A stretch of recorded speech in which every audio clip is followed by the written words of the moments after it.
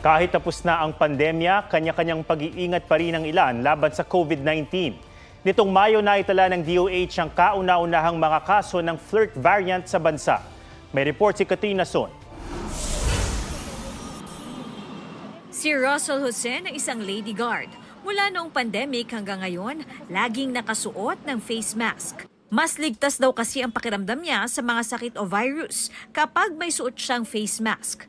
Lalo pa at di pa naman daw tuluyang nawawala ang COVID-19. May kumakalat na naman daw na bagong virus. Saka madali kasi ako makasagap ng ubo. Nakakatakot baka mamaya matsyempuhan. Ang 26 years old naman na si Angelique Cabonegro, lagi raw nagsusuot ng face mask. Hindi pa raw kasi siya nagkakaroon ng COVID-19 at takot siyang madapuan nito. Para sa akin, napaka-importante talagang mag-mask.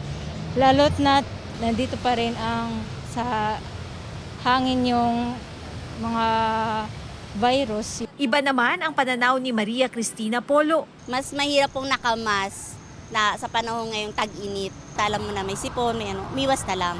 Lagi rin daw siyang may dalang alcohol at sanitizer at agad naliligo pag uwi ng bahay. Ngayong araw, kinumpirma ng Department of Health na may 30 kaso ng COVID-19 subvariant na Omicron sa bansa. Kabilang ang 2 kaso ng flirt subvariant. Patuloy naman daw ang ginagawang pagmomonitor ng DOH. Nananatili naman daw na low risk para sa COVID-19 ang mga rehiyon sa bansa. Paalala ng DOH, voluntaryo pa rin ang pagsusuot ng face mask pero dapat gawin ito ng maayos. Lagi ring maghugas ng kamay at umiwas sa matataong lugar. At kapag hindi maganda ang pakiramdam, huwag na lang lumabas ng bahay.